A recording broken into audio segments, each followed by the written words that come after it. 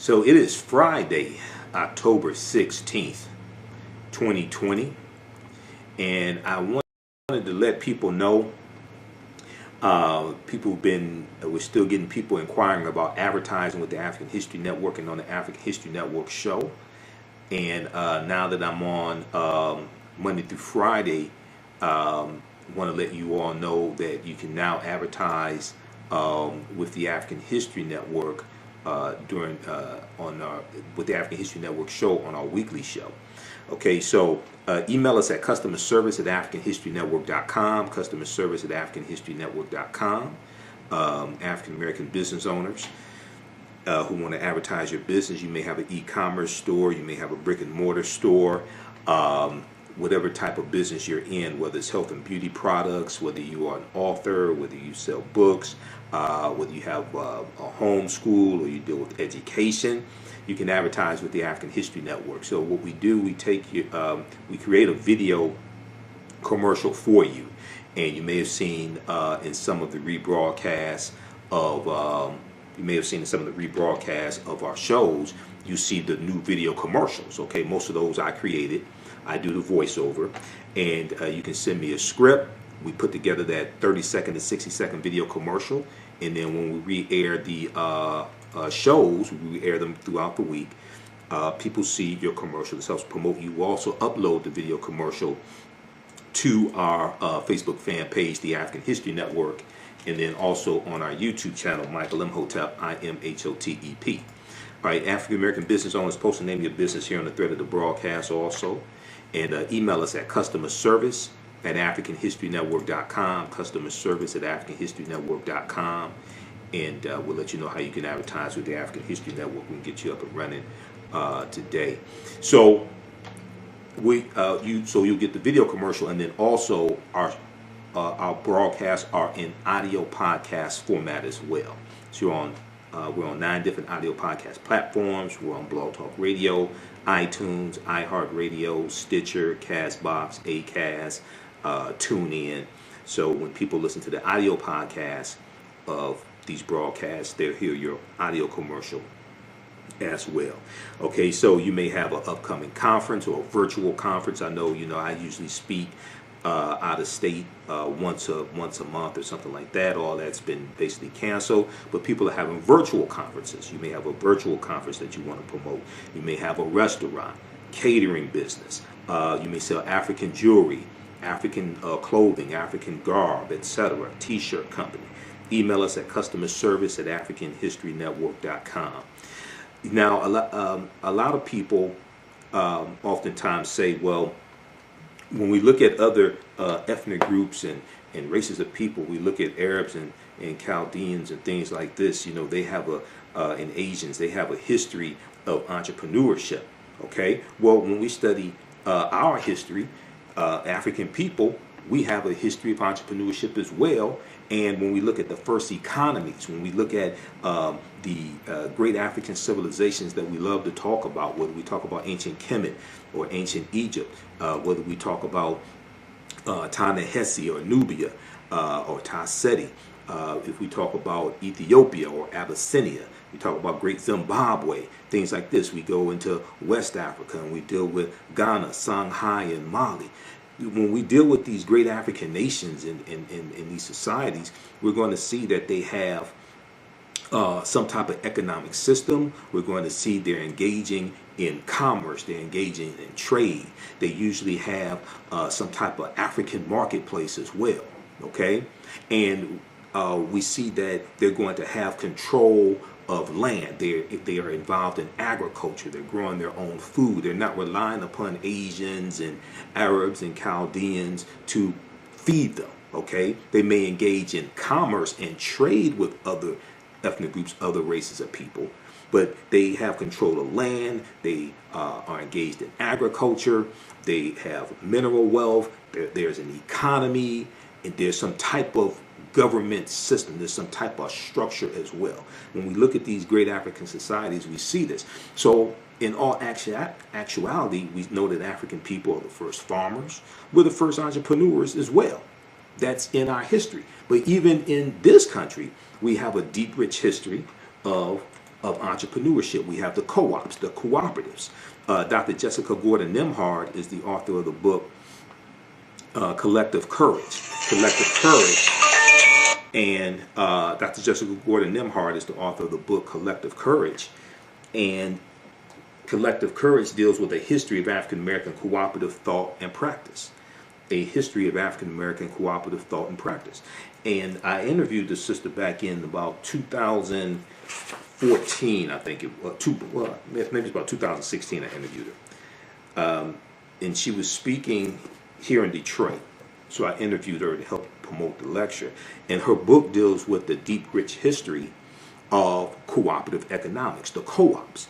And the co-ops, the cooperatives, those are African principles we brought with us from West Africa.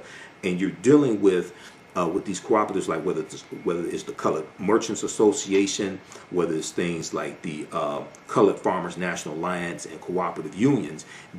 These are ways that African Americans engaged in economic empowerment, engaged in business, engaged in economics. And it's a collective. The members were owners of the organization or of the business or something like that, as opposed to maybe just individual owners or maybe just a family owning a business. You had a collective and you could compete better. You could, the owners shared in the profits. It was more beneficial as opposed to the capitalism that we're taught, or it gets dressed up as black capitalism, etc. And what happened was, a lot of African Americans went to white business schools, or they went to business schools at HBCUs that taught white business principles, and we then brought those white business principles back to the African American community, okay, and tried to use them. And for the most part, for the community in general, they don't work like the cooperatives did. They may work for your family, they may work for you individually, but the cooperatives were different. So when we look at things like the Colored Merchants Association, right? The Colored Merchants Association was created right around 1928, 1929. It comes out of the National Negro Business League. And this was an association of African American grocery store owners, so that they could work together, pool their resources together, learn marketing tactics, learn better accounting principles, buy in bulk so they get a lower economies of scale and better economies of scale, and they could better compete against the chain stores, the growing number of chain stores, the Kresge's and the Woolworths and A&P, things like this. This is the Colored Merchants Association that comes out of the National Negro Business League. Was a book. Okay, we have a deep, rich history of these co-ops. When we look at things like the Colored Farmers National Alliance and Cooperative Union, this was founded in 1886 in Texas. Okay, 1886 in Texas. It only lasts 5 years, but they grow to about 1.2 million members. Okay. Now, a lot of people haven't heard about this because oftentimes when we deal with this history, the cooperatives, the co-ops are left out. We have things like the Free African Society of 1787. We're going to have, even when we go back to slavery, we're going to have many cooperatives that are helping buy people out of slavery, helping pay for burial costs, etc. You know, we were doing crowdfunding before it was called crowdfunding. This is all in our history. These are all principles. So when you hear me talk about Dr. Leonard Jeffries and Professor James Small, two of my teachers, and when they teach, they talk about the pyramid principle. And we look at the three sides of the pyramid. The foundation is African history and culture. And it's African history and culture that gives us our VIPs, our values, our interests, and our principles. And this gives us a cultural paradigm that we see reality through. And then this helps define reality for us. And then the two sides of the pyramid are economic empowerment and political empowerment. Well, your history and culture influences how you engage into those economics. Okay, are you dealing with economic empowerment, engaging in economics from a cultural perspective, or are you dealing with it from a perspective that has been imposed upon you? Yes, we do. Yes, we live in a capitalistic society, but how do we engage in that capitalistic society? So when we look at the Colored Farmers National Alliance and Cooperative, they were formed in 1886 in Texas, despite the fact that both African American and white farmers faced great difficulties due to the rise, due to the rising price of farming and the decreasing profits that were coming from farming. The protective organization known as the Southern Farmers Alliance did not allow African American farmers to join. So a group of African American farmers decided to organize their own alliance to fill their need. The CFACU, Colored Farmers National Alliance and Cooperative Union, operated under fear and harassment by white farmers, but managed to operate several cooperatives in the late 19th century before having to disband. They were getting threats. They were getting death threats. Okay? So they had to disband. When you research this, you're going to see a lot of these cooperatives, they got attacked. Some people were beaten up, killed. So they're going to have to disband to save their lives. Members of the CFACU shared agricultural techniques and innovations and coordinated cooperative efforts for planting and harvesting. The union promoted alliances between farmers and laborers and was active in local and regional politics in order to maintain rights for African Americans after Reconstruction. So Reconstruction is 1865 to 1877. It's estimated that the CFACU had 1.2 million members and was the largest black organization of its time. Okay, and when we look at different African principles, when we look at cooperatives, for instance, Motown. Berry Gordy started Motown with $800 that he borrowed from his family's co-op in 1959. His family had a cooperative. He borrows money from the cooperative to start Motown Records. When we look at the Susu system, okay? Now, it's not I ain't talking about the Susu that's floating around now in the city. I'm just talking about traditionally. It's not an endorsement of stuff floating around now. But in parts of West Africa and the Caribbean, an ancient version of cooperative economics exists called Susu. As one of the oldest forms of microfinance in Africa, the practice is run by one of Africa's oldest financial groups, Susu collectors. They run their business from kiosks in the marketplace and act as mobile bankers. Clients make low but regular deposits on a daily or weekly basis over the course of a month into a Susu account. At the end of this period, the Susu collector returns the accumulated savings to the client but keeps one day's savings as commission. Susu collectors may also provide advances to their clients or rotate the accumulated deposits of a group between individual members. Today, Susu collectors provide many West Africans who would otherwise be denied credit with access to money. They need to start up small venture projects that in many cases benefit the community as a whole. In the United States, black immigrants from the Caribbean have enjoyed one of the highest economic growth rates using a form of the Susu and leveraging this practice to establish successful credit unions. So when we look at credit unions are one of the most well-known forms of a cooperative, because when you belong to a credit union, you are a member as opposed to a bank. You are a member, okay? So you as opposed to just somebody who has an account with the credit union, as opposed to somebody who has an account with a bank. With a credit union, you are actually a member, okay? So it's different. A credit union is a form of a cooperative as well. AtlantaBlackStar.com has a good article from 2013, 5 historic examples of cooperative economics, Ujamaa, that advance the black community. And then also check out this book here, Collective Courage, A History of African American Cooperative Economic Thought and Practice from Dr. Jessica Gordon Nemhard. Okay, so check your local African American business, local African American bookstore for that book. But oftentimes when I hear, not my degrees in business administration with a major in marketing from Wayne State University here in Detroit, a lot of times, when I've done business consulting for 7 years, I managed African American companies. We had contracts with City of Detroit, County of Wayne, State of Michigan, and in teaching entrepreneurship, a lot of times people don't know. A lot of times African Americans don't know our deep, rich history in economic empowerment, entrepreneurship, and principles we brought with us from Africa here as well, but don't even understand what we were actually doing during slavery. Okay, and then during Reconstruction. So we have a deep, rich history of this.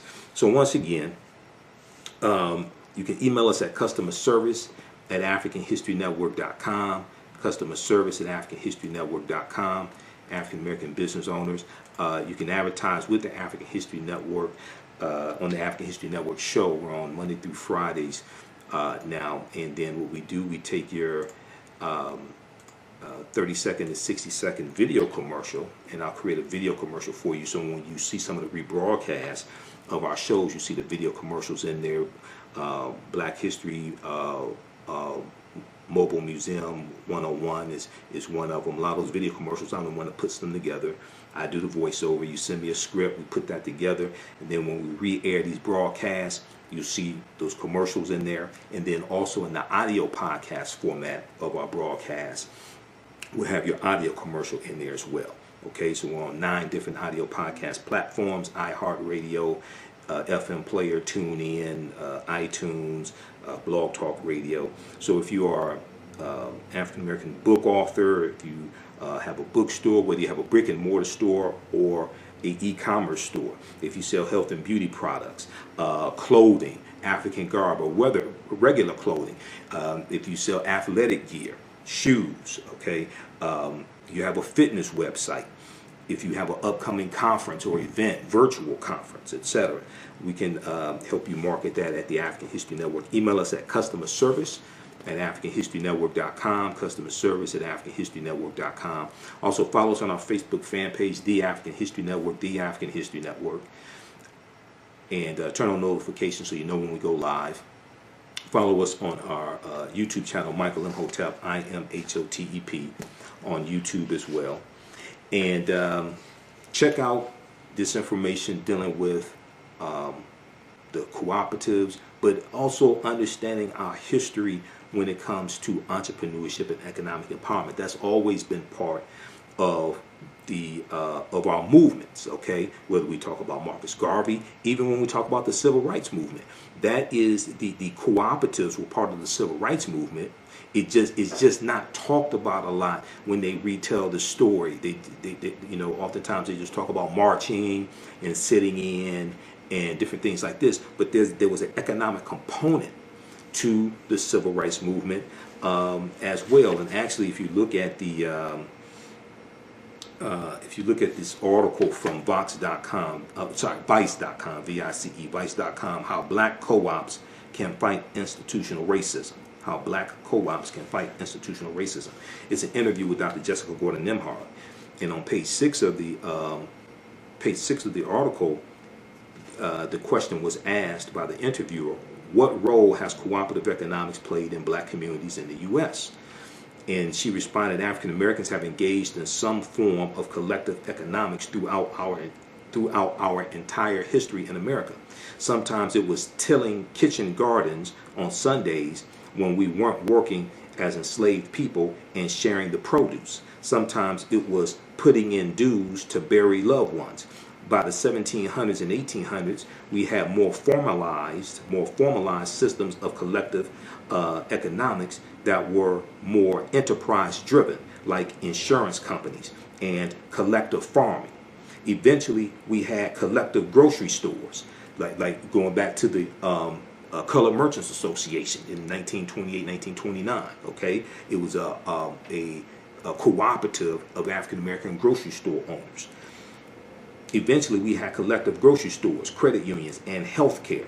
Europeans eventually recognized the model around 1844, and it formally came to the U.S. African Americans then started forming official co-ops in the 1860s and 1870s. Okay, so Civil War is 1861 to 1865. 13th Amendment is ratified December 6, 1865. 1865, 1877, you have this period of time called Reconstruction, when putting the Union back together, rebuilding the South that was devastated because of the Civil War. And then we have the 14th Amendment, where we had the Civil Rights Act of 1866, which is giving rights to African Americans. This 14th Amendment of 1868, which gives citizenship. The 15th Amendment of 1870, which guarantees the right to vote to African American men, not women, but African American men. Okay, so you have this period of time. You have the Force Acts, F-O-R-C-E, the Force Acts of the 1870s, like the Ku Klux Klan Act of 1871, which is a federal law that is designed to really attack the Klan. Okay, and there's the Ku Klux Klan Act of 1871. So you have all this taking place. You have African Americans owning land, acquiring land. You have us winning seats in Congress. Most of them in the House of Representatives. You're going to have 2 in the Senate, okay, U.S. Senate. So all this is taking place during Reconstruction. So by the 1880s, labor unions were actually helping workers to start their own co-ops, and African Americans were involved in that too. So they were asked the question. She was asked the question: did co-ops play a role in the civil rights movement? She said it was what I call a silent partner to the movement. This was done by. She said this was done by blacks. So it's going to be a silent partner in the movement. Okay. The co-ops. Okay, so check out the rest of this article here, and we know that economic boycotts were part of the civil rights movement, but you're also going to have a component where you have co-ops helping raise money for the civil rights movement, and you have African American businesses, etc. You have people like A.G. Gaston, who was a life insurance titan, business owner. You're going to have him putting up money to bail civil rights workers out of jail. All different types of things like this are going to take place. So oftentimes when the stories get retold, these different aspects are left out of it, the economic component. But another aspect is left out is the armed resistance, the armed self-defense when it comes to the civil rights movement as well. So that's why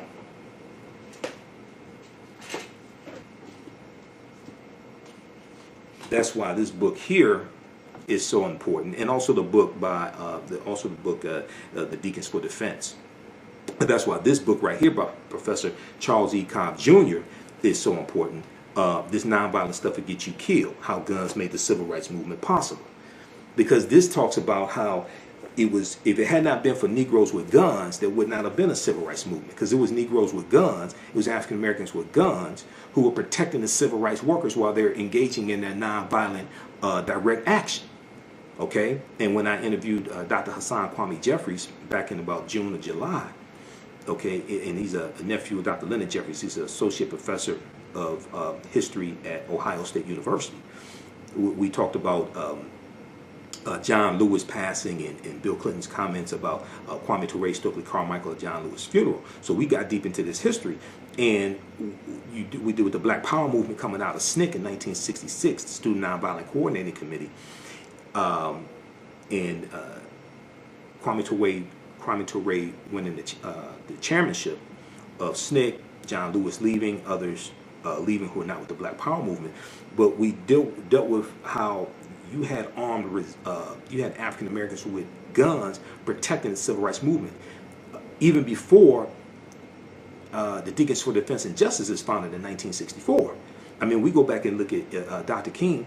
Dr. King owned guns until Bayard Rustin convinced him to get rid of his guns. But in 1956, Dr. King tries to get a concealed pistol license in Montgomery, Alabama, because he's getting death threats during the Montgomery bus boycott. Okay, so when Dr. Jessica Gordon Nemhard was asked, did it play a role in the civil rights movement, she said it was what I call a silent partner to the movement.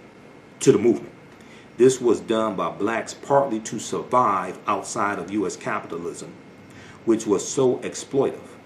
It was also a way to create independence and wealth so we could be more politically active. Okay, so we have a deep, rich history of this. So this is what we have to tap into. This is why our history and culture is so important. People's history and culture teaches them how to deal with the problems of the past, in the present, and the future to meet the needs of the community.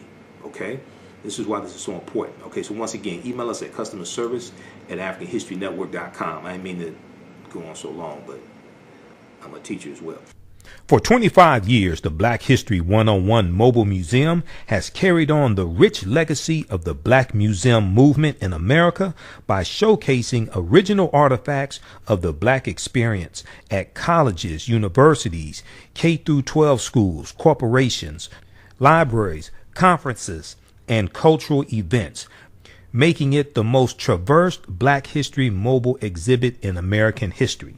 Dr. Khalid El Hakim is the founder of the Black History 101 Mobile Museum, and he is a highly sought-after public speaker on topics of Black history, social studies, education, museum studies, hip-hop, and race relations. Dr. Khalid was named among the change makers for NBC Universal's Erase the Hate campaign and listed as one of the 100 men of distinction for Black enterprise. He recently founded the Michigan Hip Hop Archive on the campus of Western Michigan University. The Black History 101 Mobile Museum is currently scheduling in-person and exhibits nationwide. For more information, please contact Dr. Khalid Al Hakim directly at 313-645-4197, 313-645-4197, or visit their website at blackhistorymobilemuseum.com. That's blackhistorymobilemuseum.com. You can also email him at bhistory101@yahoo.com, bhistory101@yahoo.com. Yaya Rule is a line of African print-inspired apparel catered to the Black community. The pieces include t-shirts, sweatshirts, hoodies, jackets, dresses, skirts, activewear, bags, and other accessories and home decor. This brand offers a revived way for men and women to wear their Black pride and honor their African heritage anywhere at any time. This apparel line is for anyone, whether you are working in the corporate world, are an entrepreneur, or an artist. Their selection will allow you to casually let your pride shine or dress it up as wanted. It is for those who have already embraced African fabrics and for those who are just getting introduced to them. Reclaim and experience a part of our culture with rich and colorful African prints. The clothing line and the accessories are available right now starting at $17.99. For more information on the new items and accessories, visit yayarule.com. Email us at customerservice@africanhistorynetwork.com, customerservice@africanhistorynetwork.com.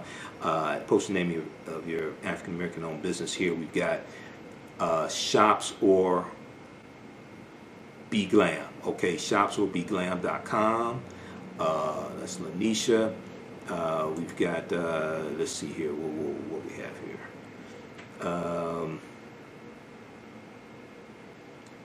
We've got, okay, we've got Patrick, Tamiko, okay, we've got Joe. Yeah, email us at customerservice@africanhistorynetwork.com. Okay, we've got, who else we have here?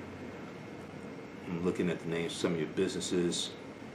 Anna asks, how can she get the book, Collective Courage? Yeah, check with your local African American bookstore or Amazon. It should be at Amazon. wombman.com, Mansa, Rubicon Restaurant, Rubicon Smoked Potatoes, Rubicon Restaurant, Tulsa.com. You're in Tulsa, Oklahoma. That's where Black Wall Street was.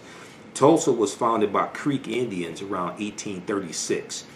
The Creek Indians, the Choctaw, Chickasaw, Creek, Cherokee, and Seminole Indians got pushed off their land in southeastern United States, areas like Georgia and Alabama, because of the Indian Removal Act of 1830, signed into law by President Andrew Jackson, which is the favorite president of this first Russian president of the United States, Donald John Trump. And they go over 1,000 miles on the Trail of Tears, and they take their African slaves with them. The Choctaw, Chickasaw, Creek, Cherokee, and Seminole Indians all owned African slaves. Now, as Professor James Small, one of my teachers, pointed out to me, he said the Red-tailed Creek Indians did not own slaves, but you're going to have some of them that own, these different nations that own African slaves as well. So when they go into Oklahoma, they take their African slaves with them. And Tulsa comes from the Creek Indian word Tallahassee. Tallahassee. This is where the word Tulsa comes from. So you're going to, at the Choctaw, Chickasaw, Creek, Cherokee, and Seminole Indians, derisively, pejoratively called the 5 civilized tribes of Native Americans, because they adopted Christianity, learned to speak English, and owned slaves. They're all going to fight on behalf of the South during the Civil War. They all fight on behalf of the Confederacy during the Civil War because they own slaves. Okay, now you're going to have these Africans who marry into these various Native American nations, get citizenship rights, things like this. This is going to happen. A lot of us have some type of Native American ancestry. I'm one of them. I have Cherokee and Blackfoot on my mother's side of the family because my mother's from Tennessee. So what's going to happen is you're going to have the Black Freedmen Indian Treaties of 1866. And this is, let me back up for a quick minute, and then we're going to end this. When these Native American nations take up arms against the Union during the Civil War, they violate treaties that they have with the United States. And these treaties stipulate that they can never take up arms against the Union. So before the Civil War, you're going to have these Native American territories where they own this land, where they have this land. That land is going to be taken back after the Civil War ends, and they're going to be put on reservations. But there are also stipulations that they have to free their slaves. Some of them don't free their slaves till like 1866, 1867. Because they did, in vogue said, give it up, turn it loose. They didn't want to give it up or turn it loose, some of them. Now, this is not, I'm not saying that we should hate Native Americans. That's not what I'm saying. I'm dealing with their history. I don't want people to misunderstand what I'm saying, because many of us have Native American blood. Many of us, there are black Indians that exist today. There are black Indians, and we saw that the Cherokee stripped the black freedmen in 2011 of their citizenship rights in the Cherokee Nation, and those black freedmen are going to sue to get their citizenship rights back in the Cherokee Nation, get their full rights, etc. Okay, so there are about 566 or 567 federally recognized tribal nations in this country. Okay, so I don't want us to I don't want us to look at all of them negatively or attack them, things like this, because see, white supremacy pits groups of oppressed people against each other to fight one another. The U.S. has violated over 371 peace treaties with Native Americans, and oftentimes you're dealing, when you deal with different ethnic groups or what have you, races, what have you, that are fighting one another, usually based upon misinformation that's been fed to them coming out of white supremacy. All right, so we have to understand that also. But when you read Books like The First Americans Were Africans Documented Evidence, and I just had Dr. David Imhotep on my show Monday, October 12th for Indigenous Peoples Day, Columbus Day. All right, The First Americans Were Africans Documented Evidence, which deals with the African presence in the Americas going back at least 56,000 years ago in South America, but in the land we call the United States of America, going back at least 51,700 years ago. Okay, the Khoisan, who come from southern Africa, the ancestors to the Ainu and the Twa, they were here going back at least 51,700 years ago, before Native Americans, the people who we call Native Americans, came into existence. The people who we call Native Americans are the offspring, in general, the offspring of intermixing between Africans who were already here and Asians who come here around 3000 BC, okay, about 5,000 years ago. They intermix, and their offspring are, in general, who we call Native Americans. If you look at old black and white photographs of Native Americans, and this is why I can't do these broadcasts like this and only do 5 minutes, because where's that book? This book right here. So if you look at old black and white photographs of Native Americans, this is Chronology of Native Americans, the ultimate guide to North America's indigenous people, right? When you look at old black and white photographs of Native Americans, these were not a very light-skinned, almost white-looking people, like a lot of Native Americans you see today. No, not an attack on them. I'm just explaining this. These were usually a dark-skinned people, oftentimes with high cheekbones. And what's going to happen, you have those who are the offspring of the intermixing of Africans and Asians, one. Two, when European settlers come here, a lot of the African groups that are already here, a lot of them get reclassified as Native Americans.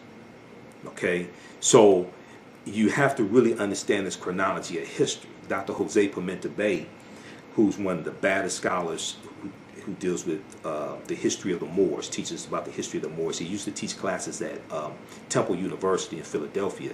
The last I heard, he's at Berea College in Kentucky.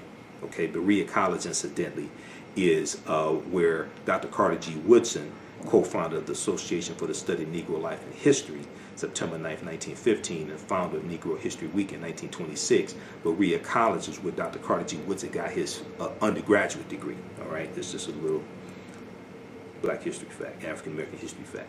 But so we have to understand this chronology of history. Now, in all of this history, this does not mean the transatlantic slave trade did not happen. It does not mean August 20th, 1619 did not happen when those 29 Africans on the White Lion pirate ship are traded for food and water and supplies. That does not mean that did not happen. That does not mean 1526 did not happen when the Spanish had taken Africans into the territory, the area we call South Carolina and Georgia. And they're enslaving them. Those Africans are going to overthrow their oppressors, and they're going to disappear, run away to join Native Americans. That doesn't mean 1526 did not happen. That does not mean 1513 did not happen when a West African born in West Africa around 1480 named Juan Garrido comes into Florida with Juan Ponce de Leon, the Spanish conquistador. He was African. That's probably the first person of African descent that we know of by name. Okay, even Dr. Henry Louis Skip the Truth Gates talks about Juan Garrido. He talks about Juan Garrido in where's Gates' book? You gotta bear with me. Okay, so I got like 5 stacks of articles in file folders to my left, and I got 7 stacks of books to my right. So you just gotta bear with me. But in Gates' book, African Americans, Many Rivers to Cross, he talks about Juan Garrido. Okay, in the I'll show it to you. This book right here. Actually, 2 books. Okay, so the African Americans, Many Rivers to Cross. In 2012, Gates did this, I think, a 6-part series on PBS. This is the companion book to that PBS series. Okay, and he talks about Juan Garrido in here. It's page, I think it's in the introduction. And just bear with me. I really did not plan to be on this long. I got a lot of work to do. page 4. He's showing Juan Garrido and Juan Ponce de Leon. Okay. So, and then also in Gates' book, 100 Amazing Facts About the Negro. And Gates does do some good research. Now, there's some flaws when he talks about African involvement in the transatlantic slave trade, but I've read dozens of Gates articles. He does do some good research. Ancient African history is not his forte, though, you know. But this one right here, he talks about Juan Garrido in here as well. 100 Amazing Facts About the Negro. So we have to understand the history. We have to understand it chronologically. We have to understand it chronologically. Okay. African people migrate at different times for different reasons. It could be voluntarily, it could be forced, etc. So just because African people were here for tens of thousands of years, that doesn't mean that doesn't mean we weren't brought here as captives also. You have to understand the chronology of like the last 50,000 years of history as opposed to just the last 500 years of history. All right. Okay, so that's going to be it now. Okay. Also, if you like this type of information, you can donate to the African History Network. $ the AHN Show through Cash App. $ the AHN Show through Cash App. So that helps finance the research, helps us keep doing our Sunday night show. We're still on Sundays, 9 p.m. to 11 p.m. Eastern Standard Time on 9:10 a.m. Superstation WFDF in Detroit. Now we're on Monday through Friday, also 11 p.m. to midnight as well. So now I'm doing 6 days of radio a week. Okay, I'm doing 6 days of broadcast a week. All right, so email us customer service at AfricanHistoryNetwork.com. We'll get you up and running right away. And the other thing is, if there's a situation where you say, well, look, I want to take advantage of this because we have limited inventory, a limited space. If it's a situation where you say, okay, well, look, I want to take advantage of this to lock in my ad space, but I won't be ready to advertise for a month, or I won't be ready to advertise till December or something like that. That's fine also. Still email us. We'll get you locked in. All right.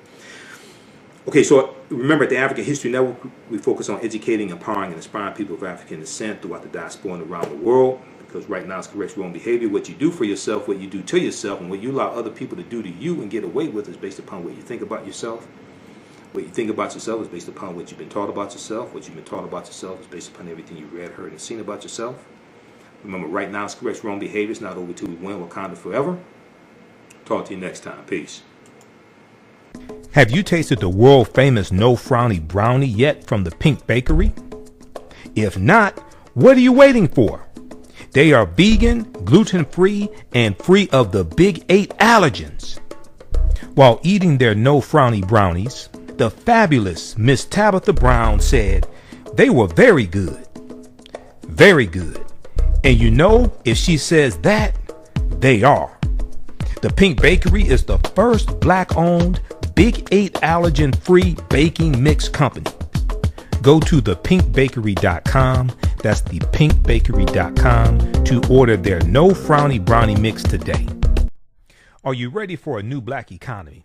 Well, Happy, The Role of Economics in the Development of Civilization, is a brand new documentary that will set you on a new path of knowledge and enlightenment.